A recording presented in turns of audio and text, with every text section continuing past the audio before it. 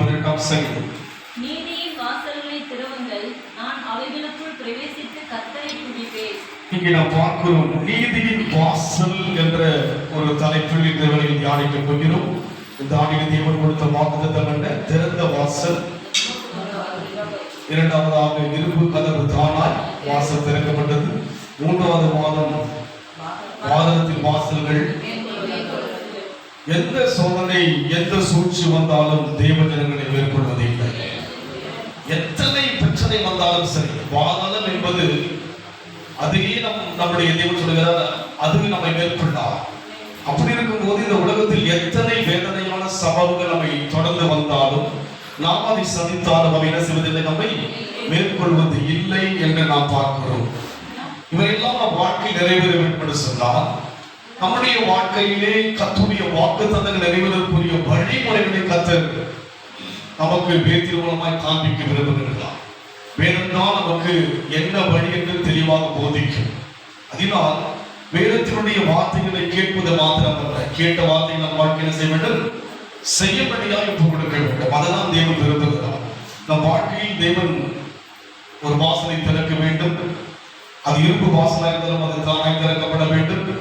உலகத்தில் வருகிற எந்த பிரச்சனையும் பாதத்தின் வாசல் நம்மை மேற்கொள்ளாமல் இருக்க வேண்டும் என்று சொன்னால் என்ன செய்தால் மேற்கொள்ள முடியும், எப்படி வாழ்ந்தால் ஜெயிக்க முடியும் என்று சொல்லி நாம் தொடர்ச்சியாக 3 மாதமாக நாம் தியானித்துக் கொண்டு வருகிறோம். ஆண்டவர் ஒரே வசனங்களை ஒரே வார்த்தைகளை சொல்லி அழுத்தம் கொடுத்து கொண்டே இருக்கிறார். ஏனென்றால் அப்படித்தான் தேவன் ஆசீர்வதிக்க விரும்புகிறார். அப்படி இருந்தால்தான் இந்த உலகத்தில் நாம் பாதுகாப்பாக இருக்க முடியும். இன்றைக்கு பார்க்கும்போது மறுபடியுமாக இந்த கோவிலுடைய காரியங்கள் அதிகரிப்பதாக நாம் தேசத்தில் பார்க்கிறோம், உலக அளவில் பார்த்து கொண்டு வருகிறோம். இவையெல்லாம் மேற்கொள்ள வேண்டும் என்று சொன்னால், இவையெல்லாம் நம்மை சேதப்படுத்தாதபடி இருக்க வேண்டும் என்று சொன்னால், நாம் எப்படி இருந்தால், வேதத்தில் பிரகாரமாக எப்படி வாழ்ந்தால் நம் வாழ்க்கையிலே பாதுகாப்பாக இருக்க முடியும் என்று சொல்லி நாம் தியானித்துக் கொண்டு வருகிறோம். கடந்த வாரத்தில் கூட எருசலேமுடைய கால்கள் வாசல்களிலே நிற்கலாயிற்று என்று தியானித்தோம். அதுக்கு அந்த வாசல்களில் நம்முடைய தேவ ஆலயத்திலே நம்முடைய கால்கள் நிற்க வேண்டும். இன்றைக்கு நாம் தியானிக்கும் போது இந்த வாசல் எப்படிப்பட்ட வாசலாக இருக்கிறது? நீதியின் வாசலை திறவுங்கள். அதுக்கு தேவனுடைய வாசல் நீதியின் வாசல். இது தேவ சமூகத்தில் வந்து அநீதிக்கு இடமே கிடையாது. வெளியில் பார்க்கிறோம் அநேக வாசல்கள் அநீதி நிறைந்ததாக, வேதனை நிறைந்ததாக, துக்கம் நிறைந்ததாக, துன்பம் நிறைந்ததாக தான் இந்த உலகத்தில் வாசல்களை பார்க்கிறோம் எங்கு சென்றால். ஆனால் தேவனுடைய வாசல் எப்பேற்பட்ட வாசல்? நீதியின் வாசல். அது கொஞ்சம் வாங்குதல் பண்ணி please. Open to me the gates of righteousness. I will go into them and I will praise the Lord. இங்கதான் ரைட்ஸ். இங்கதான் நீதி எங்க இருக்குங்க? இங்கதான் இருக்கிறது. எங்கதான் இருக்கிறது நீதி? இங்குதான் இருக்கிறது. நாம் யோசிக்கின்ற, நாம் சிந்திக்கின்ற நீதியில் கூட நீதி கிடையாது. நீதிமன்ற கிடையாது. நீதி இல்லாதபடிக்கு இருப்பதை பார்க்கிறோம். அதற்காக வாதாடுகிறார். நீதிக்காக அநேகர் வாதாடுகிறார்கள். ஆனால் நீதி அங்கே முழுமையை கிடைப்பது கிடையாது. எங்குதான் நீதி கிடைக்கிறது? அவருடைய கேட் வாசல் தான் நீதி கிடைக்கிறது. நமக்கு வேண்டிய நியாயமெல்லாம் எங்கே கிடைக்கிறது? அவருடைய வாசல் தான் கடந்து வர வேண்டும். அங்குதான் நமக்கு வேண்டிய எல்லா விதமான தீர்ப்பும், எல்லா விதமான நம்முடைய தேவைகளும், நம்முடைய பலமும் சுகங்களும் இருக்கு. இங்கதான் நீதியுடைய வாசலுக்குள்ளாகத்தான் இருக்குது. ஏன்னா இது நீதியின் வாசல். அவர்கள் அநீதியை பார்க்க முடியாது. பிலாத்தின் மனைவி சொல்லுகிறார், அவர் நீதிமான், அவர் நிமித்தமாக இடமெல்லாம் நடக்கவில்லை, நித்திரை வரவில்லை. பிலாத் சொல்லுகிறான், இவரிடத்தில் ஒரு குற்றத்தையும் நான் காணவில்லை. அவர் எந்த அநீதியும் செய்யவில்லை. அது போல அவரும் அநீதி செய்யவில்லை. அவருடைய கிரியேஷன் அப்பனுக்கு அநீதி செய்யவில்லை. எல்லாமே ரைட்ஸா உள்ளது. எல்லாமே குட் தான், நல்லதாக தான் கண்டார். மனுஷன் தான் இன்னைக்கு தீமையினுடைய கருவா இருக்கிறான். மனுஷன் தான் இன்னைக்கு தீமையுடைய விதையா இருக்கிறான். ஆனா தேவனுடைய வாசல் என்பது நீதியின் வாசலா இருக்கிறபடி நான் என்ன செய்ய வேண்டும்? நீதியின் வாசல்களை திறவுங்கள், நான் அவைகளுக்குள் பிரவேசித்து கர்த்தரை துதிப்பேன். என்ன செய்ய வேண்டும்? நாம் பிரவேசிக்க வேண்டும். தேவனுக்குள்ளாக உள்ள போகணும் வேண்டிய ஒரு காலம். ஏன்னா அநீதி நிறைந்த உலகத்துல வாழ்ந்துட்டு இன்றைக்கு நம்முடைய தேசத்தில் நம்முடைய மாநிலம் வந்து வருகிற நாட்டில் தேர்தலாம் இருக்கிறது. யார் வந்தாலும் நமக்கு நீதி கிடைக்கவே கிடையாது. இனிமே கிடைக்கும் நீதி எங்க கேட்டா நிறைய லட்சக்கணக்கில் கடல்ல இருக்கு. அதுல இருந்து வெளியே வருவதற்கு ரொம்ப தாமதமாகும். எங்க நீதி கிடைக்கும் போது? தெய்வ சமூகத்தில் தான் நீதி.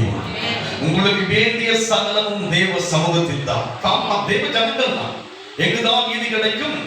நீதியின் வாசலுக்குள் பிரவேசிக்கும் போதுதான் நமக்கு நீதி கிடைக்கும். வேற எங்கும் நீதி கிடைக்காது. அதனால் இனி வரும் காலங்கள் நம்ம எதுவும் மேற்கொள்ளாமல் இருக்க வேண்டும் என்று சொன்னால் நாம் எங்கே பிரவேசிக்க வேண்டும்?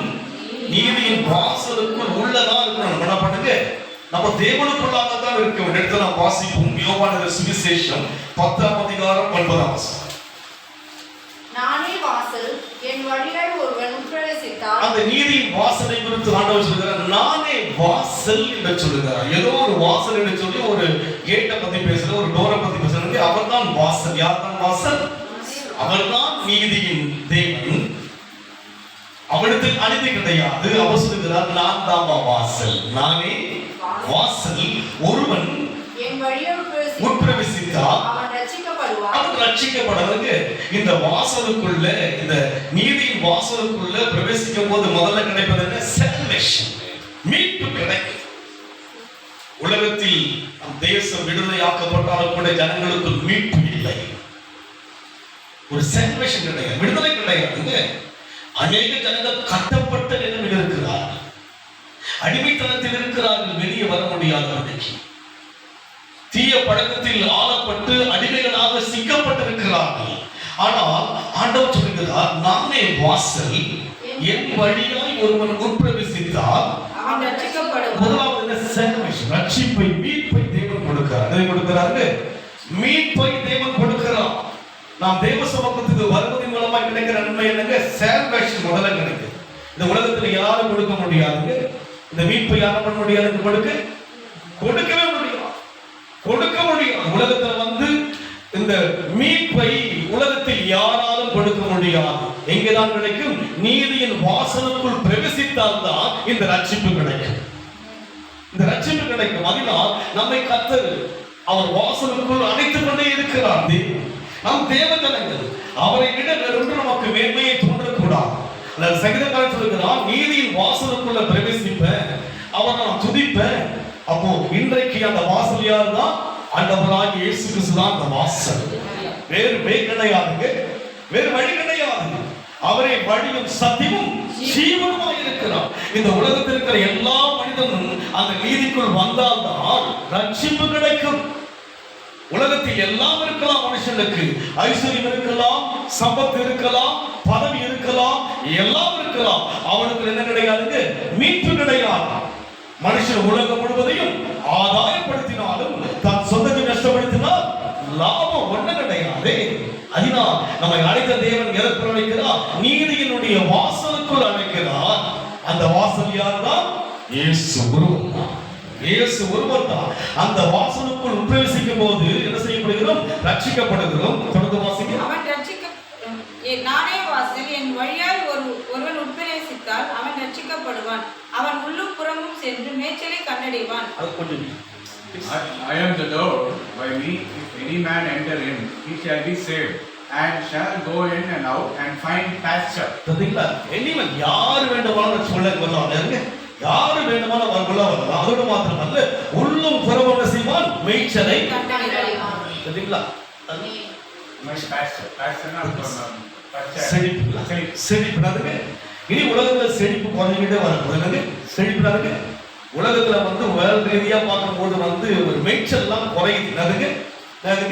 ஃபார்மலா இது ஃபைட் பண்றாங்க. இன்னைக்கு மேய்ச்சல் குறைவதற்காக தான் நடக்குது. யுத்தம் நடந்து கொண்டிருக்கிறது. மேய்ச்சல் குறையும். ஆனா நீங்க சொல்லுகிறா உள்ளேயே மேய்ச்சல், வெளியே மேய்ச்சல். பார்க்கலாம், தேவன் நம்மை இவ்வளவாக ஆசீர்வதிக்க விரும்புகிறார். இவ்விதமாக தான் தேவன் தன் ஜனங்களை வந்து சாட்சிகளாய் நிறுத்த வேண்டிய ஒரு காலத்துக்கு வந்து இனி ஒரு காலத்தில் யார் சாட்சி? நம்ம தான் சாட்சி. ஒன்று, நான் ரட்சிக்கப்பட்டவன். இரண்டாவது, உள்ளும் புறமும் ஒரு மேய்ச்சல் தான். என்னதுங்க? செழிப்பு. நமக்குள்ள ஒரு செழிப்பு. கர்த்தரை நம்புகிறவன் செழிப்பை கொடுக்க வேண்டும் என்று சொன்னால் எதற்குள் பிரவேசிக்க வேண்டும்? நீதியின் வாசலுக்குள்ள பிரவேசிக்கணும். அவர்தான் வாசல். அவர் வழியாக என்ன செய்ய வேண்டும்? உட்பிரவேசிக்கணும். உள்ள இருக்கணும். அந்த பேழைக்குள்ளே நோவாய் குடும்பம் இருந்ததுங்க, பாதுகாக்கப்பட்டார்கள். பெரிய மழை வந்தது. பூமி முழுமையாக மலைகள் பர்வதமெல்லாம் மேலாக மழை சூழ்ந்து உலகத்தையே அடித்தது. ஆனால் அங்கே பார்க்கிறோம், பேழை அங்கே அங்கே நோவாயின் பேழைக்குள்ளாக தன் குடும்பம் இருந்தபடியாலே பாதுகாக்கப்படுவது போல இன்றைக்கு பேழையாகி இயேசுவுக்குள் பிரவேசிக்க வேண்டும். உலகத்துல பெரிய பாதுகாப்பு இங்குதான் இருக்கிறது. இனிவரும் காலங்கள் அவருடைய பலம், ஞானம், பணம் ஒன்றும் பாதுகாக்காதது. ஆண்டவருக்குள் யாரெல்லாம் உட்பிரவேசிக்கிறோமோ அத்தனை பேரும் பாதுகாக்கப்படுவோம். பாலத்தின் வாசல்கள் மேற்கொள்ளலாம். அன்னைக்கு நான் அங்கிருந்து இதனுடைய அந்த வீடு கட்டும் போது ரொம்ப மனசு வலிச்சு, இப்படி கூட மனுஷா இருப்பாங்களா? இடிக்கிற அளவுக்கு கட்டுறாங்க, எவ்வளவு அதுக்காக பிரயாசப்பட்டு எவ்வளவு கடினமாய் அந்த காரியங்களை செய்கிறார்கள். இப்படி நான் அப்படியே ரொம்ப போன் பண்ணி கேட்டுட்டு இப்படி ஒரு கொடூரமான தன்மைகள் கூட இருக்கிறதா? ஏன்னா மீட்கப்பட்ட நம்ம என்ன பண்ணது, மீட்பு இல்லாம அந்த இருதயம் பார்க்கும்போது ஒரு கொடூரமான மிருக இருதயமாய் இருக்கிறது. மீட்பு இல்லை. எங்கே நம்ம யுகத்தை மீட்டெடுத்தான். நமக்குள்ள அந்த சதையான இருதயத்தை கொடுத்தான். நமக்குள்ள எவ்வளவு இருதயம் பாருங்க. அவர்களும் மனுஷர்கள் தான், நாம் மனுஷர்கள் தான். ஆனால் அவளுக்குள்ள எப்பேற்பட்ட ஒரு கடினமான ஒரு கல்லு போல ஒரு ஆற்றல் இருக்கிறது. நம்முடைய இதயத்தை கர்த்தர் மாற்றின காரணம் என்ன? நாம் நீதிக்குள் பிரவேசித்திருக்கிறது. நம்ம கரெக்டான வழியில போறோம். அதனால் இன்றைக்கு நம் வாழ்க்கையில செய்ய வேண்டும், நீதிக்குள் பிரவேசிக்கும்படியாக. மறுபடியும் சங்கீதம் 118:20 வாசிங்க.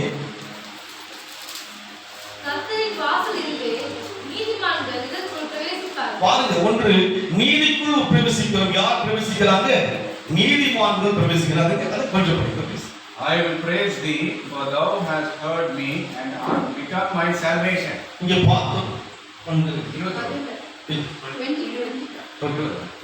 This gate of the Lord into which the righteous shall enter. கதில்லா ஒன்று நீதிக்குள்ள போனவன நீதிமானா மாறி. நாம சொல்லுங்க பார்க்கலாம்.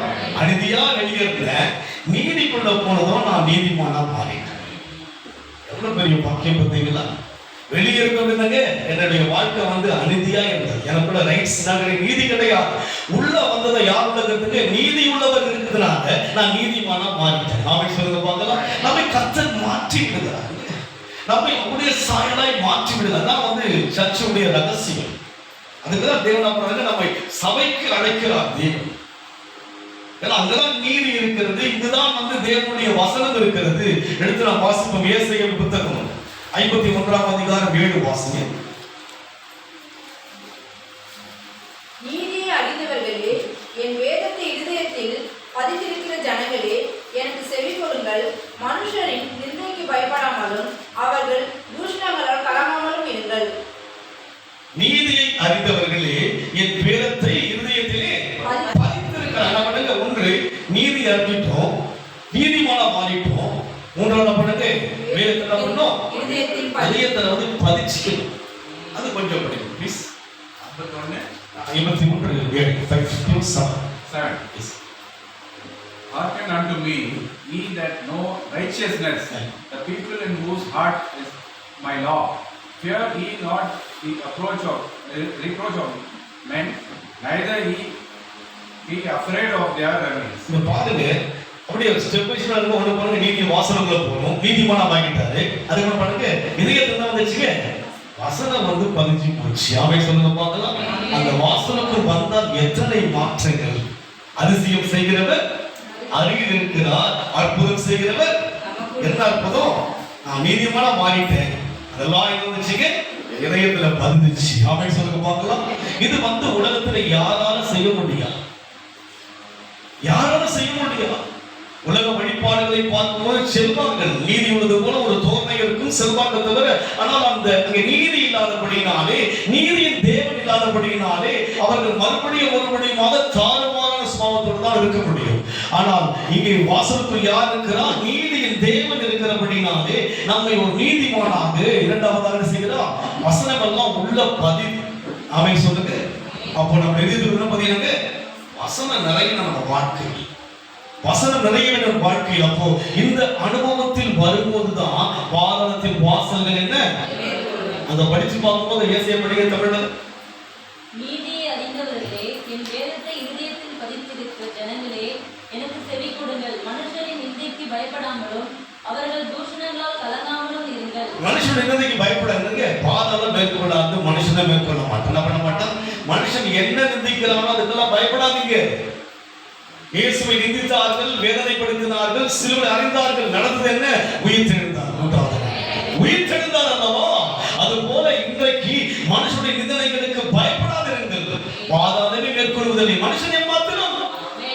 ஆவி பிரியும், அப்போது அவன் யோசனை அழிஞ்சனங்க. எவ்வளவு காலம் உங்கள் கண்ணால் பார்க்க போகிறோம். அடுத்த வசனம் வாசிக்கிறது. பட்டுப்பூச்சி அவர்களை பொட்டுப்பூச்சி அவர்கள் வஸ்திரத்தை போல் அரித்து புழு அவர்களை ஆற்று மேலை போல் தின்னும். என்னுடைய நீதியோ என்றென்றைக்கும் நிலைக்கும். ஹல்லேலூயா. என் ரட்சிப்பு தலைமுறை தலைமுறை தோறும் இருக்கும். சரிங்களா? எவ்வளவு பெரிய சேஷம். ரட்சிப்பு என்பது தலைமுறை தலைமுறை. அதுக்கு நிந்திக்கிற மனுஷன் யாரை மாறுகிறான்? பொட்டுப்பூச்சி வஸ்திரத்தை அரிப்பது போல மனுஷன் தான். ஆனா இவருக்கு ஒரு பூச்சி வஸ்திரத்தை எப்படிங்க அப்படியே வெல்வது போல அவங்க வாழ்க்கை முடியுங்க. அப்படின்னு சொல்லுங்க. கர்த்தர் உங்களுக்கு யுத்தம் பண்ணுவார். காரணம் என்ன? நீதியின் தேவன். நீதியின் தேவன் நீதியை சரி கட்டுவாருங்க. யாருக்கு சரி கட்டுவார்? உள்ளே பிரவேசிக்கிற மக்களுக்கு. எதனுள்ளே? வாசலுக்குள்ளே பிரவேசிக்கிற மக்களுக்கு. இரண்டாவது, வேதத்தை இருதயத்திலே பதித்திருக்கிற மக்களுக்கு தேவன் யுத்தம் பண்ணுவார். புரிஞ்சுதுங்களா? யாருக்கு செய்வாங்க? எல்லாரும் கிடையாது. ஒன்று, நீதியின் வாசலுக்குள் துதித்துக் கொண்டே பிரவேசிப்பது.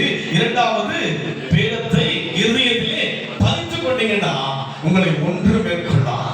மேற்கொள்ளத வருகிறவன் எப்படி மாறுகிறான்? ஒரு பொட்டு பூச்சி வஸ்திரத்தை அரித்து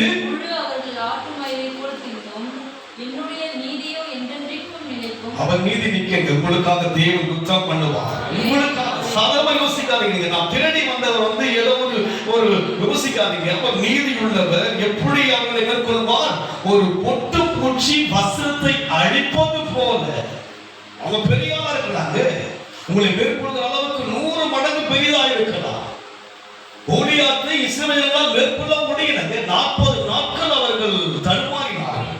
40 நாட்கள் அவர்கள் குழம்பினார்கள். 40 நாட்கள் அவர்கள் கலங்கினார்கள். 40 நாட்கள் அவர்கள் வெட்கப்பட்டார்கள். ஆனா வேதத்தை இதயத்தில் பதித்திருந்த தாவீது சென்ற போது அவனை மேற்கொண்டார். எப்படி மேற்கொண்டாங்க? ரொம்ப சிம்பிளா மேற்கொண்டாங்க. அவன் எந்த விதமான ஆயுத உடைகளை அணிந்து கொண்டு போகவில்லை. யுத்தத்துக்குரிய எந்த விதமான காரியத்தையும் எடுத்துக்கொண்டு போகவில்லை. அவன் சராசரி ஒரு கிராஜுவலா இருக்கும்படியான ஒரு சாதாரணமாய் போகிறான். அது போல நீங்கள் உலகத்துக்கு சாதாரணமானவர்கள் தான். உங்களுக்குள் சர்வவல்லவர் இருக்கிறார். உங்களுக்குள் பெரியவர் இருக்கிறார். புரிந்து கொள்ளுங்கள். எதுவும் உங்களை மேற்கொள்வது இல்லை. உலகத்தில் எப்பேற்பட்ட தீங்கு வந்தாலும் இந்த உலகத்தில் தேவ ஜனங்களை மேற்கொள்வது இல்லை. இன்று 3வது அலை போல இந்த வியாதிகள் சொல்லப்படுகிறது. அவை ஒன்றும் நம்மை மேற்கொள்வது இல்லை. காரணம் என்ன? நான் நீதிக்குள்ள இருக்கிறேன். இரண்டாவது, வேதத்தை இதயத்துல பதிச்சு வச்சிருக்கிறேன். என்னை எதுவும் மேற்கொள்ளாது. இந்த முறையில் வந்தவன்னு சொன்னா அவர் சொன்ன வார்த்தை அப்படியே நடக்கும். அவர் சொல்லாகும் அப்படியே நடக்குங்க. நமக்கு விதி, நமக்கு வழிமுறை எல்லாம் காட்டுறது, சட்டங்களை காண்பிக்கிறார் தேவன். இப்படி செய்யுமா, இப்படி செய்ய, நீதிக்குள்ள வா. வெளி அநீதி இருக்கிறது. வெளியேற்கு நீ யோசித்துக் கொண்டிருக்கிறாய். வெளியில் இருப்பதனால் அநீதி அங்கே காத்திருக்கிறது. எதுவும் உண்மை இல்லையே. சுற்றிலும் பார்க்கும்போது சூழ்ந்து கொண்டு பலவீனங்கள் தாக்கும்படியே வருகிறது. கடற்கரை ஓரமாய் போனா சுனாமிக்கு பயப்படுறாங்க. நீ காத்த பார்த்து பயப்படுறாங்க. இன்னைக்கு வெளியில் அநீதிதான் காத்திருக்கிறது. நீதியின் வாசலுக்குள் பிரவேசியுங்கள். அங்கே கர்த்தர் இருக்கிறார். நமக்கு நீதி செய்வார். வெளியில் அநீதி இருக்கிறது. சாலமோன் சொல்கிறான், சூரியனுக்கு எல்லாமே எப்படி இருக்கு? மாயை என்று சொல்லிவிட்டானே. ஒன்றுமில்லாததான் வெளியே இருக்கிறது. பார்ப்பதற்கு வெளியில் வந்து கவர்மடியா இருக்கிறது. அந்த ஏவாளுக்கு அந்த படம் எப்படி கவர்ச்சியா இருந்ததோ, நன்மை தீமை அறியத்தக்கதான அந்த படம் ஈர்க்கும்படியா இருந்ததோ, அது போல உலகம் கவர்ச்சியாக ஈர்க்கும்படியா இருக்கிறது. ஆனால் அதில் அநீதி இருக்கிறது, அதில் அழிவு இருக்கிறது. பார்ப்பதற்கு அவன் கவரும்படியாக தான் அந்த படம் இருந்தது. நன்மையும் இருக்கிறது, தீமையும் இருக்கிறது. கண்கள் திறக்கப்படும். எப்படி திறக்கப்படும்? தேவனை போல ஒரு கண்கள் திறக்கப்படும். தேவன் சொன்னார், இந்த கனியை புசிக்கிற நாளில் நீங்கள் சாகவே சாவீர்கள். பிசாசு சொல்லுகிறான், நீங்கள் சாகவே சாவது இல்லை. ஈர்த்து விட்டான். தேவ பிரசன்னத்துக்குள்ளாக, நீதியுடைய ஆளுமைக்குள்ளாக, ஏழு தேடுதலுக்குள்ளாக இருந்த போது அவர்களுடைய வாழ்க்கை ஒரு குழந்தை பருவத்தை போல இருந்தது. தாங்கள் நிர்வாணமாக இருப்பதை அவர்கள் அறியாதபடி இருந்தார்கள். பிசாசினால் ஈர்க்கப்பட்டார்கள். அதனால தேவன் செய்தார், ஒரு வாசலை உண்டாக்கினார். ஆபிரகாம் ஆபிரகாம் என்ற ஒரு மனுஷனை தேவன் தெரிந்து கொண்டார். ஆபிரகாமின் மூலமாக ஈசாக்கை தேவன் தெரிந்து கொண்டார். ஈசாக்கின் மூலமாக யாக்கோபை தெரிந்து கொண்டார். 12 கோத்திரங்களை தெரிந்து கொண்டார். ராஜாக்களை தெரிந்து கொண்டார். ஆசாரியனை தேவன் தெரிந்து கொண்டார். இஸ்ரவேலர்களை தெரிந்து கொண்டார். இஸ்ரவேலுக்குள்ளே உலக ரட்சகராய் இயேசு பிறந்தார். நீதியின் வழியாக, குறுக்குத்தனமாய் அல்ல. ஒரு சில தெய்வ வழிபாடுகளை பார்க்கும்போது எப்படி வந்தது தானே தோணும். அதுக்கு எப்படி தோணுமா? அதுக்கு தானே தோணும். அதுக்கு நீதியான ஒரு பரிசுத்தமான மனுஷனை தேவன் தெரிந்தார். ஆபிரகாமை தன்னை வழிபடும்படியான ஒரு மனுஷனாக நீதியாக தெரிந்து கொண்டார். அவன் மூலமாக ஒரு சந்ததிகளை உருவாக்கி அந்த சந்ததியிலே உலகத்தை உண்டாக்கினதை ஒரு நீதியாய் பிறந்தார். அநீதி அவற்றில் உண்டா? வாழ்ந்த போதும் அநீதி இல்லை. இன்றைக்கு சபை என்பதும் அநீதியானதல்ல, இது நீதியான ஒரு வாசல். இந்த நீதியின் வாசலுக்குள் உட்பிரவேசிக்கும் போது ஒன்று நான் ரட்சிக்கப்படுகிறேன், வேதத்தை இதயத்திலே பதித்துக் கொள்கிறேன், உள்ளும் புறமும் நான் செய்கிறேன், செழிப்படைகிறேன். இந்த அனுபவத்துக்கு நாம் வர வேண்டும் என்று சொன்னால் எப்படி நாம் வந்தால் இந்த அனுபவத்தை பெற்றுக்கொள்ள முடியும்? எடுத்து நாம் வாசிப்போம். சங்கீத புத்தகம் 63ஆம் சங்கீதம் 5ஆம் வசனம்.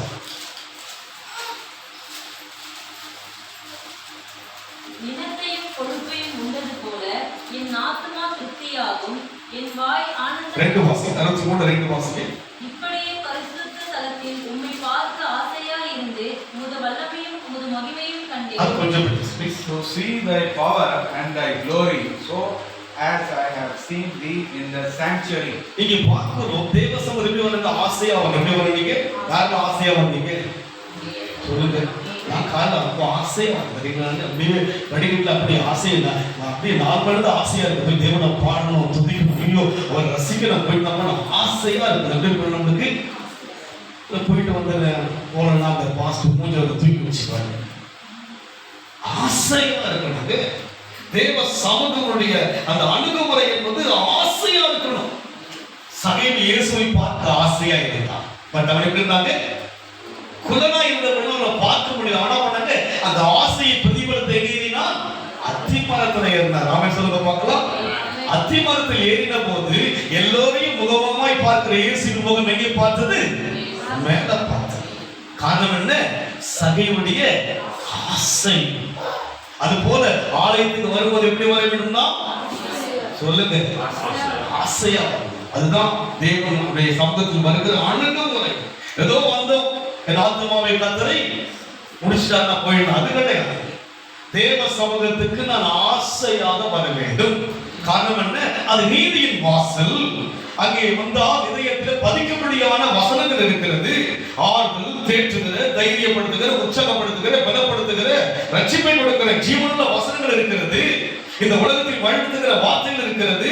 என்னை விட்டு விலகாத தெய்வத்தை பார்க்க முடியும், ஒழுங்காத தெய்வத்தை பார்க்க முடியும், உள்ளே வளர்ந்திருக்கிற தெய்வத்தை பார்க்க முடியும், பெயர் சொல்லி அழைத்திருக்கிற தெய்வத்தை இந்த வேதத்தில் பார்க்க முடியும் அல்லவா?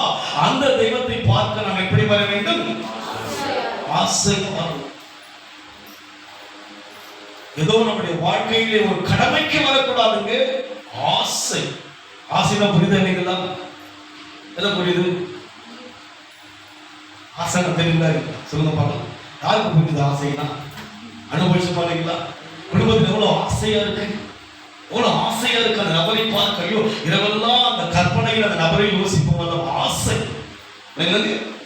ஆசை. அது போல தேவனுடைய நீதியின் வாசல். அநீதி என்ன உண்டு இங்கே? இங்க என்ன உண்டு? அநீதி. இங்க கர்த்தர் உலாவுகிறாரே. காண்கிற தேவனை ஆராதிக்கிறேனே, பயப்படுகிற தேவனை ஆராதிக்கிறேனே. கண்ணிருந்து காணாதவர் அல்ல, காதிலிருந்து கேட்காதவர் அல்ல, வாயிலிருந்து பேசாதவர் அல்ல, மூக்கிலிருந்து முகராதவர் அல்ல. இங்க உலாவிக் கொண்டிருக்கிறாரே. உங்கள் உள்ளத்தின் வேதனைகளை பார்த்து கொண்டிருக்கிறாரே. உங்கள் துக்கம் சந்தோஷமாக மாற்றப் போகிறாரே. அவர் உங்களுக்காக யுத்தம் பண்ண போகிறாரே. உங்களுக்காக வழக்காட போகிறாரே. உங்களை கீழாக்க யோசிக்கவில்லையே, உங்களை மேலாக்க யோசித்துக் கொண்டிருக்கிறாரே. உங்களை வாழாக்க யோசிக்கவில்லையே, உங்களை தலையாக்க யோசித்துக் கொண்டிருக்கிறாரே. அவன் நினைவில் நீங்கள் உயர்ந்தவர்களாக இருக்கிறோம் அல்லவா? தேவன் உலாவுகிற இடம் இது. அவன் சொன்னார், என் நாமத்தில் எங்கே 2-3 பேருக்கு போதும் ஐயா. இந்த சின்ன சபை தான் இங்கே தேவன் உலாவுகிறீர்கள். 2-3 பேர் உலாவுகிறார் ஐயா, போதும் ஐயா. வானாதி வானம் படாத இந்த சிறு மலையில உலாவுகிறேனே ஏமாத்திரம் ஆண்டவரே. நீதியின் வாசல் இது. தேவன் குறைவை பார்க்கிறவர் அல்ல. அவரிடத்தில் யாதொரு மாறுதலும் யாதொரு வேற்றுமை கிடையாது. உலகம் ஒருவேளை நம்முடைய சபையின் குறைவா யோசிக்கலாம். சின்ன சபைதானே, தேவன் அப்படி பார்க்கவில்லை. அவர் நீதியின் தேவன். யாரெல்லாம் உண்மையை கூப்பிடுவார் அத்தனை பேருக்கும் அவர் சமீபமாய் வருகிறார். நொறுங்குண்டதும் நறுங்குண்டதுமான இதயத்தை அவர் புறக்கணியா.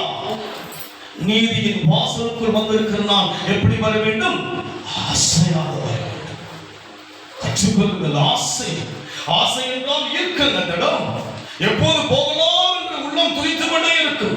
எப்போது போகலாம் என்று உள்ளம் ஏங்கிக் கொண்டே இருக்கும். அதுதான் ஆசை. அதுபோல்தான் தேவ பிரசன்னம், தேவ சமூக ஆசையாக இருக்க வேண்டும். அதோடு மாத்திரம் அவன் என்ன சொல்லுகிறான்? இப்ப 5 வாசிங்க. இன்னதையும் கொழுப்பையும் உண்டது போல என் ஆத்துமா திருப்தியாகும், என் வாய் ஆனந்த களிப்புள்ள உதடுகளால் உம்மை போற்றும். ஆசையா வந்தீங்கன்னா இந்த இடத்துல இனத்தையும் அது கொஞ்சம் படி. My soul shall be satisfied as with marrow and fatness, and my mouth shall praise thee with joyful. நிலத்தையும் கொழுப்பையும் உண்டது போல இருக்கிறது. நல்லா சுட சுட ஒரு மட்டன் பிரியாணி வச்சுருக்கு. அது போல இருக்குதா இல்லைங்களா? என் பசங்க போனா அப்படி இருக்காம இருக்கலாம். தேவன் இருப்பதோட தான் உங்களுக்கு விட என்னதுங்க? என் பசங்க கொஞ்சம் தடுமாற்றமா இருக்கலாம், உங்களுக்கு விருப்பா கூட இருக்கலாம். ஆனா நிலத்தையும் கொழுப்பையும் உண்டது போல அந்த ஃபீலிங்ஸ் வந்துன்னு வைங்களேன், ஆசையா இருந்தா அது வரும். நான் வந்து பாடிட்டே இருக்கு. அப்படி இருக்கு. கொலஸ்ட்ரால் குறைஞ்சி போகுது. ஆனால் நிலத்தையும் கொழுப்பையும் உண்டது போல இருக்கும்போது நான் செல்லில் பார்த்தா ஒரு 58 வயசாகிறது இப்போ எங்க ஆகிற மாதிரி ஆயிடுச்சு. செல்லில் பார்க்குற 58 ஸ்டார்ட் ஆச்சு. காலில் இருந்து பார்த்தா கொஞ்சம் எங்க ஐட்டமா இருக்குது. நிலத்தையும் அவரை ஆசையா, அவரை ஆசையா டயர்ல நினைச்சு அந்த ஒரு 58 வயசு இனிமேதான் உங்களுக்கு அதுக்கு வாழ வயது இனிமேதான் நடக்க போகுது. அதுக்கு காரணம் என்ன? அவரை பாட எனக்கு ஆசை, அவரை துதிக்க எனக்கு ஆசை. எவ்வளவு லட்சக்கணக்கான மக்கள் நாவினை துதிக்க முடியாத ஜனங்கள் இருக்கும் போது பாவியிலும் பிரதானமான பாவியனை துதிக்க வைத்தார். நான் எவ்வளவு ஆசைப்பட வேண்டும் அவரை. நான் எவ்வளவு படித்து பண்புள்ள உண்மையுள்ள மக்கள் இருக்கும் போது ஒன்றுமில்லாத என்னை அவரை துதிக்கவும் உங்களை போல நூற்றுக்கணக்கான ஜனங்களுக்கு அவரை குறித்து பேசும்படியாய் அழைத்தாரே. எவ்வளவு ஆசை இருக்க வேண்டும் என அவர் மேல் எனக்கு ஆசை. அவரை பாடுவதிலே ஆசை, அவரை துதிப்பதிலே ஆசை. காரணம் என்ன? இதயத்திலே அவருடைய வசனங்களை பதித்துக் கொண்டேன். பாரதத்தின் வாசல் என்னை மேற்கொண்டார். திறந்த வாசல் எனக்காய் வைக்கப்பட்டிருக்கிறது. இரும்பு கதவெல்லாம் தானே திறக்கப்பட போகிறது. அதனால் ஆசையாய் வரும்போதுதான் நிலத்தையும் கொழுப்பையும். நீங்க 2 பேர் வந்தாலும் அதே பாட்டு தான், 10 பேர் வந்தாலும் அதே பாட்டு தான், 100 பேர் வந்தாலும் அதே பாட்டு தான். பாட்டுல எதிராக ஆசை எனக்கு மெய்மறந்து பாடல் எனக்கு பாட்டிலேயே பாருங்க. நான் உயிரோடு இருக்கும் மட்டும் கர்த்தரை துதிப்பேன், நான் உள்ளளவு தேவனை கீர்த்தனம் பாடி. பரலோக பாடம் தெரியுங்க, பாடலும் துதியும் தான். வேற வேலை என்ன கிடையாது. அங்க போய் வேறு எந்த வேலைகள் என்னது? பாடலும் துதியும் தான். அதனால் நான் ஆசையாய் அவரை பின்பற்றும் போது நிலத்தையும் கொழுப்பையும் உண்டது போல ஒரு அனுபவம் நம்ம வாழ்க்கை வரும். சந்தோஷமா சந்தோஷமா இருக்கணும். தேவ சபதம் வந்து பவுல் சந்தோஷமா இருக்க, மறுபடியும் சொல்கிறீங்க எப்படி இருக்கீங்க? சந்தோஷமா மகிழ்ச்சியா இருந்ததான் பலன். ஆலயம் என்பது வந்து ஏதோ ஒரு கடமைக்கு வந்து போவதல்ல, நம் தேவைக்காய் வருவதல்ல, நம் பிரச்சனைக்காய் வருவதல்ல, ஆசையாய் வருவதுதான் தேவனுடைய சமூகம். அங்கே சொல்லுதா ஆலயத்திலே பார்க்கின்ற போது முதல் வசனம் வாசிக்க, தேவனே நீர் என்னுடைய தேவன், அதிகாலமே உம்மை தேடுகிறேன். வறண்டதும் விடாததுமா தண்ணீருற்றதுமான நிலத்திலே என் ஆத்துமா உன்மேல் தாகமா இருக்கிறது, என் மாம்சமானது உம்மை வாஞ்சிக்கிறது. எவ்வளவு ஒரு பாருங்க வந்து படிப்பு. O God, thou art my God, early will I seek thee, my soul thirsteth for thee, my flesh longeth for thee in a dry and thirsty land where no water is. பாருங்க அவருடைய ஆத்மாவின் உள்ள ரொம்ப ப்ராப்ளமா இருக்கிறது, உண்டாயிட்டு இருக்கிறது, ரொம்ப தாகமா இருக்குது. ஆனா நம்ம வாஞ்சியா தெரியல. என்ன பண்ணுங்க, நம்மள பண்ணுங்க, எதனா ஒரு பிரச்சனை கிடைக்குமா அன்னைக்கு என்ன பண்ணலாம், சண்டே ஒரு ஸ்டாப் பண்ணி என்ன பண்ணணும், ஏதாவது ஒரு பிரச்சனை வருமா என்ன பண்ணலாம், அந்த பிரச்சனை பண்ணலாம், அதை சொல்லி நம்மளா தப்பிச்சிடலாம். இல்லை, இவர் பாத்தீங்கன்னா விடாய்த்து இருக்கிறது, ஆத்மா தோய்ந்து இருக்கிறது. பட் என்ன பண்ணாரு, அவர் ஆசையா இருக்கிறார். எப்படி நமக்கு எல்லாம் சாதகமா இருக்கும் போது காலையிலும் துதிப்பேன் இல்ல, இல்லை, பாதகமா இருக்கும்போது தேவனை துதிக்கணும். தானியேலுக்கு விரோதமாக பாதகமான ஒரு சோதனை வந்து விட்டது அல்லவா? சிங்க கபியை போடும்படியே கட்டளை வந்து விட்டது அல்லவா? ராஜாவின் கட்டளை யாராலும் மாற்ற முடியாது அல்லவா? ஆனால் தானியேல் மாறினாரா? மாறலையே. சின்னப்படாத வழக்கமாய் ஆராதிக்கிற ஆராதனையை கடந்து போனா சிங்கத்தின் வாய்களை கர்த்தர் கட்டினார். பாதகத்தின் வாசல்கள் மேற்கொள்ளாமல் இருக்க வேண்டும் என்று சொன்னார். நாம் இந்த அனுபவத்தில் வர வேண்டும். விடாய்த்து இருக்கிறது, பிரச்சனை இருக்கிறது, அது பிரச்சனை நம்முடைய வாழ்க்கையில், அதெல்லாம் தேவசபையில் சொல்லவே கூடாது. ஏன்னா பெரிய தேவனை ஆராதிக்கிறோம். நீதி அங்கதானே இருக்கு, நியாயம் அங்க இருக்கு, சுகம் அங்க இருக்கு. 12 வருஷம் ஒரு பெரும்பாலான சிறிய பார்க்கிறோம். எவ்வளவோ மருத்துவரை தேடி போன போதிலும் கூட சற்றாயிலும் சுகம் அடையல. கொஞ்சம் கூட சுகம் அடையல. 12 வருஷம் தேடினார்கள், அலைந்தார்கள். எவ்வளவோ செலவு செய்த போதிலும் கூட கொஞ்சம் கூட அவங்க ஹீல் ஆகல. இயேசு வருகிறார் என்று அந்த பட்டணத்திலே கேள்விப்பட்ட போது இயேசுவை பார்க்க போகிறார், பார்க்க முடியல. ஜனங்கள் சூழ்ந்து விட்டது. கூனி குறுகி என்ன செய்கிறார்? அவரை பார்க்காவிட்டாலும் அவரை தொடாவிட்டாலும் என்ன செய்யும்படியாக வசனத்தையாவது தொற்றுவிடும்படியாய் தொட்டால் வல்லமை புறப்பட்டு வந்தது. வல்லமை புறப்பட்டு வந்தது. அப்போ இன்றைக்கு நம்முடைய வாழ்க்கையில் கூட தேவ ஜனங்களாக இருந்தால் அவரை தேடுகிற விதம் தான் தேவன் நமக்கு அற்புதங்களை செய்வார். அவர் தன்னுடைய நிலைமை யோசிக்கிறாங்க, ஜனத்தை யோசிக்கல. அதை மீறி என்ன செய்கிறார்? இல்ல அவரை தொட முடியாது, வஸ்திரத்தினுடைய ஓரத்தையாவது தொட்டுலாமே பண்ணாங்க. ஓரத்தை தான் தொட்டாங்க. நடந்தது என்ன? போச்சுங்க. இயேசு உணர்கிறார். இயேசு உணர்கிறார். சீஷர்களுக்கு உணர்வு, சீஷர்களுக்கு அந்த உணர்வு கிடையாது. யார் அந்த உணர்வை உணர்ந்தது? அது போல ஒரு உணர்வை யார் உணர முடியும்? இயேசு உணரணும். தெரியுங்களா?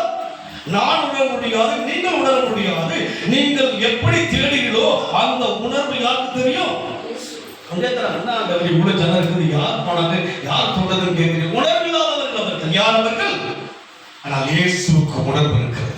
நீங்க இந்த இடத்துல வந்து அவர் தேடுறத வந்து கர்த்தர் உணர்ந்து கொண்டே இருக்கிறார். எப்படி நான் வந்திருக்கிறேன், எந்த ஆசையோடு வந்திருக்கிறேன், விடாய்க்கு தான் வந்திருக்கிறேன், ஆத்மா தோய்ந்து தான் வந்திருக்கிறேன். ஆண்டவர் அற்புதம் செய்வார் என்று நம்பிதான் வந்திருக்கிறேன். அற்புதம் செய்வார், அதிசயம் செய்வார். அதனால் நம் வாழ்க்கையில வந்து நம்ம தேவனை தேடுகிற விதம் மாத்திரம் கரெக்டா இருந்தா கேளுங்கள், அப்போது உங்களுக்கு முடிஞ்சிடும். கர்த்தர் எல்லாவற்றையும் செய்து முடிப்பா. தாமதமாக தவிர தவற மாட்டார். அதனால் இன்றைக்கு அந்த அனுபவத்துக்குள்ளாக என்ன செய்கிறார்? இடத்தையும் கொழுப்பையும் விட்டது போல என் ஆத்மா என்ன செய்கிறது? என் வாய் ஆனந்த களிப்புள்ள உதடுகளால் உம்மை போற்றும். 3 வாசிங்க ப்ளீஸ். ஜீவனை பார்க்கிலும் உமது கிருபை நல்லது, என் உதடுகள் உம்மை துதிக்கும். ஜீவனை பார்க்கிலும் உம்முடைய கிருபை. ஜீவன் பெருசு கிடையாது. என்னதுங்க ஜீவன்? ஒண்ணு பெரிய ஜீவன் வந்து நாளைக்கு இருக்கும் சொல்லவே முடியாது. உலகம் சொல்லலாம் மீன் செத்தா கூட நாம கருவம் நல்ல ஸ்மெல், கருவம் நல்லா அதுங்க மனுஷன் கிடையாதுங்க. ஜீவனை விட கிருபை நல்லது. கிருபை பெற்றவர்கள் யாருனாங்க? நாம் கிருபையை பெற்றவர்கள். மரியாளுக்கு மாத்திர நல்ல கிருபை. யாருக்கு கிருபை சொல்லுங்க? யாருக்கு கிருபை பெற்றவர்கள்? மரியாதை உலகம் வழிபடலாம். அந்த மரியாதையோடு கூட நாம் கிருபை பெற்றவர்கள். நானுங்க யாருக்கோ கிருபையை பெற்றவர்கள். அதனால் இன்றைக்கு நம்முடைய வாழ்க்கையில வந்து இந்த அனுபவங்களை கர்த்தர் எதிர்பார்க்கலாம். நாம் வருகிற வாசல் என்ன வாசல்? நீதியின் வாசல். அதை உபயோகிக்கும் போது என்ன நடக்கிறது? ரட்சிப்பு வருகிறது. 2வது மேய்ச்சல் வருகிறது. 3வது இதயத்துக்குள் வசனம் வருகிறது. வசனம் வந்து விட்டால் உங்களுக்கு விருதமாக எழும்புகிற யாரா மாறுவாங்க? முட்டு பூச்சி அரிப்பது போல அரிப்புதான். என்னதுங்க? என்னதான் அவங்களுக்கு? அரிப்புதான் அவங்களுக்கு. என்னதுங்க? அரிப்புதான். உங்களை பார்க்க அவங்க எரிச்சல் தான் வரும். நீங்க உயர்ந்துகிட்டே இருப்பீங்க. அரிப்பு அவ்வளவுதான். ஒரு மனுஷன் இடமுள்ள ஒரு மனுஷனை எதை கூப்பிடுகிறாங்க? ஒரு பொட்டு பூச்சி அரிப்பது போல, வஸ்திரம் வந்து அரிப்பது போல. பெரிய மனுஷன் தான், மேன்மையான மனுஷனா இருக்கும். நேச்சரை கொடுத்து பார்க்கும் போது மிருகத்துக்கு ஒப்பாய் மாறிவிட்டான் அல்லவா? தான் கட்டின அந்த அரண்மனையை பார்த்து அவன் பெருமையோடு யோசிக்கும் போது புல்லை திங்கிற ஒரு மிருகமாய் கர்த்தர் மாற்றினார். அதனால் உங்களுக்கு விரோதமாய் உங்களை விட பெரிய மனுஷரெல்லாம் எழும்பலாம், ஆனால் அவர்கள் யார்தான் என்று தேவன் சொல்லுகிறார், நீ கலங்க வேண்டாம், அவர்கள் அறிந்து போகிற அச்சு அந்த வஸ்திரம் முழுமையாய் அரிக்கப்பட்டு விடும். அதுதான் உலகத்தில் எல்லாரும். அதனால் பாரதத்தின் வாசல்கள் நம்மை மேற்கொள்ளாது. நம்முடைய வாழ்க்கையிலே வசனங்கள், ஏன்னா தொடர்ச்சியாய் இந்த வசனங்களை தேவன் சொல்லுகிற காரணம் என்ன? சபை அனுபவம் தான் முக்கியமானது. கடைசியாக சொல்லி முடிக்க வாங்கிக்கிறேன். எபிரேயர் 10ஆம் அதிகாரம் 25ஆம் வசனம். சீக்கிரம் வாசிங்க. எபிரேயர் 10:25.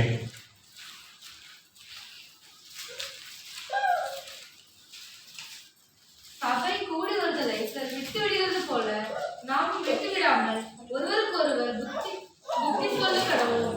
நாளான சமீபித்து வருகிறது, எவ்வளவாய் பார்க்கிறது அவ்வளவாய் புத்தி சொல்ல வேண்டும். நாளானது சமீபத்து வருவது போல நாள் நெருங்கி வந்துகிட்டு இருக்கிறதுக்கு சபைப்படக்கூடாதுங்க, விட்டு விடக்கூடாது. கொஞ்சம் மாதிரி படிச்சு please. Not forsaking the assembling of ourselves together as the manner of some is, but exhorting one another, and so much the more as ye see the day approaching. பார்த்தீங்களா, நாள் எப்படி வந்து ரொம்ப சமீபமா இருக்கு. நம்ம சொல்ல பார்க்கலாம், பிரச்சனைலாம் வந்து அடையாளத்துக்கு வழிகள் நல்லதுங்க. இவ்வளவு காலங்கள் இருக்கிற அப்படின்னா நம்ம சபைப்படுவதை ரொம்ப கேர்ஃபுல்லா இருக்கிறதுங்க. சபைப்படுவதை குறித்து நம்ம மிக விழிப்புணர்வாக இருக்க வேண்டும். காரணம் என்ன? புத்தி சொல்ல வேண்டிய இடம் தான் சபை. இங்குதான் தேவன் பேசுகிற ஒரு இடம். அதனால் நாளானது சமீபித்து வருகிறதை எவ்வளவாய் பார்க்கிறோம் அவ்வளவாக புத்தி சொல்ல வேண்டும். சத்தியத்தை அறியும் அறிவை அடைந்த பின்பு தாம் மனப்பூர்வமாக பாவம் செய்வனாய் இருந்தால் பாவங்களை முத்தம் செலுத்தக்க வேறொரு படி இணைகிறான். ரொம்ப கிட்ட நிலைக்கிட்டு வந்துட்டோம். நம்முடைய ஐக்கியம் தான் இருக்கிறது சபைகள் தான். இந்த கல்லின் சபையை கட்டுவேன், பாரதத்தின் வாசல்கள் அவனுடைய சுயத்துக்காய் அல்ல, தேவனுடைய பாதுகாப்பு சபையில் தான் இருக்கிறது. தேவ பாதுகாப்பு தேவ பிரசனத்தில் தான் இருக்கிறது. தேவ பாதுகாப்பு யாருடைய உள்ளத்தில் வேதம் உருவாக்கப்படுகிறது அவர்களுக்குள் இருக்கிறது. அதனால் இந்த அணுகுமுறைகள் போகும்போது பாரதத்தின் வாசல்கள் நம்மை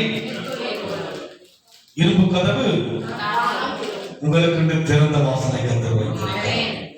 இந்த ஆண்டிலே அற்புதங்களை செய்வதற்குரிய வழிகளை கத்தர் விளக்கமாக வேதத்தின் மூலமாய் பேசியிருக்கிறார். சபை கூடுதலை சிலர் விட்டுவிடுவது போல விடக்கூடாது. அங்கதான் உங்களுக்கு ஜெயம். எங்கதாங்க? தேவனுடைய அந்த ஆளுகைக்குள்ளாக தான் ஜெயத்தை பெற முடியும். ஜெயமோ கர்த்தராக கிழக்கில மேற்கிருந்த ஜெயம், அங்கதான் ஜெயம். தேவ பிரசன்னம் வந்து இஸ்ரவேல் ஜனங்களோடு இருந்த பிறகு ஜெயம். கடலை மேற்கொண்டார்கள், யோர்தானை மேற்கொண்டார்கள், எரிகோவை மேற்கொண்டார்கள், ராஜாக்களை மேற்காரணம் என்ன? தேவ பிரசன்னம் சூழ்ந்திருந்தது. அது போல தேவ பிரசன்னம் சூழ்கிற ஒரு இடம் தான் தேவ சபை. இதிலே ஈடுபாடு கொள்வதற்கு நம்முடைய மனதை அதிகமாய் செலுத்த வேண்டும். உங்களுக்கு இருக்கிற தாளங்களை பயன்படுத்த வேண்டும். நமக்குள் இருக்கிற ஒவ்வொரு காரியத்தையும் தேவனுக்காக நாம் பயன்படுத்த வேண்டும் என்று சொன்னால் நாளானது இருக்கிறது சமீபமாக இருக்கிறது. நான் பார்த்து கொண்டிருக்கிறோம் அல்லவா, இன்றைக்கு முடியும் பார்த்தா முடியலையே, மறுபடியும் லாக்டவுன் போற அளவுக்கு லெவல் வந்துட்டு பார்த்தீங்களா? யோசிச்சு பாருங்க. நாளானது சமீபமா வந்துடுச்சு. இதோ சீக்கிரமா வருகிறேன் சொன்ன தேவன் வருவதற்குரிய அடையாளங்கள் இருக்கிற அப்படின்னாலே அவர் வருவது யாருக்கும் தெரியாது. பட் அடையாளங்களை காண்பிக்கிறார் நம் கண் முன்பாக. இது ஒரு அடையாளம். இதை விட பெரிய பெரிய அடையாளம் நடக்க போதும், இதை விட பிரச்சனை நடக்க போதும் நம்ம வாழ்க்கை. ஆனால் ஒன்றும் தேவ ஜனங்களை மேற்கொள்ளார். காரணம் என்ன? நாம் அவர்களோட ஆசையை பழகுகிற ஒரு மனுஷன். நமக்கும் அவர்களோட ஒரு ஆசை இருக்கு. உலகத்தின் ஆசையை விட அவர்களோடு கூட அதிகமாய் ஐக்கியப்படுகிற ஒரு ஆசை நமக்கு இருக்கிறது. அவர்கிட்ட பழகுவதற்குரிய ஆசை இருக்கிறது. வேதத்தை நம்ம இருக்கிறோம் உள்ளத்துக்குள்ளாக பரிச்சு வச்சிருக்க இடமா இருக்கிறபடினாலே உலகத்தில் எதுவும் உங்களை மேற்கொள்ளலாம். இதனால ஞானமற்ற இருக்க வேண்டாம். அரசாங்கம் சொல்வதை மட்டும் செய்ய வேண்டும், செய்ய வேண்டியதை செய்யணும். அதுக்காக ஞானமற்ற பண்ணக்கூடாதுங்க. அவரை நம்ம பார்த்து வேற நான் உச்சனாக யோசிச்சு பாருங்க. உதிச்சா மேற்கொள்ளும் கால் உடைய இல்லைங்களா? ஆனா தேவன் சொல்லுகிறார், நீங்க பயம் இல்லாம இருங்க, யாருக்கும் நீங்க பயப்படாதீங்க. பொட்டு பூச்சி பண்ணுங்க, வசனத்தை அரிப்பது போல அரிச்சிருவார். அவருடைய நீதி இறங்கிச்சுன்னா அவங்க முடிஞ்சு போச்சு. ஆனா தயவா இருக்கிறா. ரட்சிக்க இருக்கிறார். எதற்கு இருக்கிறாங்க? அவளை சிக்ஷிப்பதை விட ரட்சிப்பதற்கு தான் தேவன் விரும்புகிறார். நாம் அந்த அனுபவத்தில் போவோம். எதுவும் நாம் மேற்கொள்ளாதபடி அதற்காக நாம் கண்களை வச்சிருப்போம். வாசல், நீதியின் வாசலுக்குள்ள இருக்கிறோம். நாம் நீதிமன்றாய் மாற்றப்பட்டிருக்கிறோம். வேதத்தை இருதயத்திலே பதித்து விட்டோம். இதயமெல்லாம் தேவன்தான், இதயமெல்லாம் வார்த்தைதான். ஒன்று மேற்கொள்ளாது ஆசையாய் தேவனை ஆராதிக்கிற மக்கள் தான். இடத்தையும் கொழுப்பையும் உண்டது போல அனுபவத்தில் தேவனை தேட வேண்டும். திருப்தியோடு செல்வோம். எதுவும் மேற்கொள்ளாது சந்தோஷமா இருப்போம். கர்த்தரை நினைக்கும் போதெல்லாம் நமக்குள் சந்தோஷம் வரும். தேவனை யோசிக்கும் போதெல்லாம் நமக்குள்ள ஒரு மகிழ்ச்சி வரணும். பயம், குழப்பம், தடுமாற்றம் எதுவும் வேண்டாம். பெரிய தேவனை ஆராதிக்கிறோம், பெரிய தேவனை ஆராதிக்கிறோம். நன்றி செலுத்துகிறோம் ஐயா. எதுவும் உங்களை மேற்கொள்ளாது, எதுவும் உங்களை மேற்கொள்ளாது. எது மேற்கொள்ள யோசிக்கிறீர்களோ அந்த பிரச்சனை எப்படி யோசிக்கிறீர்களோ அந்த பிரச்சனை மேற்கொள்ளாது. நீங்க அந்த பிரச்சனை ஜெயிப்பீங்க. எதுவும் உங்களை மேற்கொள்ள முடியாது. ஜெயிப்பதற்காக அழைக்கப்பட்டிருக்கிற பிள்ளைகளை குறித்து யோசிக்காதீங்க. எதுவும் மேற்கொள்ளாது. கர்த்தர் கூட இருக்கிறார், கர்த்தர் கூட இருக்கிறார். ஒருவேளை பிள்ளைகள் தூரமா இருக்கலாம், ஆனால் கர்த்தர் கூட இருக்கிறார். உலகத்தின் எந்த தீங்கும் அந்த பிள்ளைகளை மேற்கொள்ளாது. தேவனுடைய ஜனங்களுடைய வாழ்க்கையை நாம் இங்கே தேவனை ஆராதிக்கும் போது எதுவும் மேற்கொள்ளாது. கலங்க வேண்டாம், குழப்ப வேண்டாம், மகிழ்ச்சியா இருப்போம். நம்மை விட தேவன் அதிகமாய் நம்முடைய பிள்ளைகளை பாதுகாக்கிறவராக இருக்கிறார். நன்றி ஆண்டவரே. நீதியின் ஆண்டவரே வாசலுக்குள் பிரவேசித்தபடினாலே எங்களை உற்சாகப்படுத்தினீர், எங்களை உயிர்ப்பித்தீர். எங்கள் ஆவியினை கர்த்தா அபிஷேகத்தை இன்னும் அதிகமாய் ஊற்றியிருக்கிறதாவே எங்களுக்குள்ள ஒரு ஆண்டவரே ஒரு மேய்ச்சல், ஒரு செழிப்பு, எங்க மனசு ஒரு செழிப்பாயிடுச்சு, ஒரு ஃப்ரெஷ் ஆயிடுச்சு கர்த்தாவே. நன்றி ராஜா. ஒரு விதமான கலக்கம் குழப்பத்தோடு வந்த இதை கர்த்தாவே ஒரு குழந்தையை போல போயிடுச்சு கர்த்தாவே. நன்றி ஆண்டவரே. கர்த்தர் நடத்துங்க ராஜா, ஆசீர்வதிங்க, பொறுப்படுத்திக் கொள்ளுங்க ராஜா. ஆண்டவரே தேவ ஜனங்கள் சபை வந்த தேவ ஜன அத்தனைவரையும் ஆசீர்வதிங்க ராஜா. இந்த முகவர் பணியை சந்திக்கின்ற ஒவ்வொரு குடும்பங்களையும் தேவ ஜனங்களையும் ஆசீர்வதிங்க. ஒன்றும் மேற்கொள்வதில்லை. கர்த்தர் பட்சத்தில் இருக்கிறார், தேவனுடைய பட்சத்தில் இருக்கிறார். நீதியின் சூரியன் உதித்திருக்கிறார். அவர் செட்டைக்கு ஆரோக்கியம் உண்டு. நன்றி கர்த்தாவே. தேவன் பொறுப்படுத்திக் கொள்ளுங்க, ஆசீர்வதிங்க. இயேசுவின் நாமத்தில் பிதாவே. ராஜ்யமாவே கர்த்தரை ஸ்தோத்திரி, எவ்வளவுமே பசுநாமத்தை ஸ்தோத்திரி. ராஜ்யமாவே கர்த்தரை ஸ்தோத்திரி. கர்த்தர் சில சில உதாரணங்களை ஆராதே.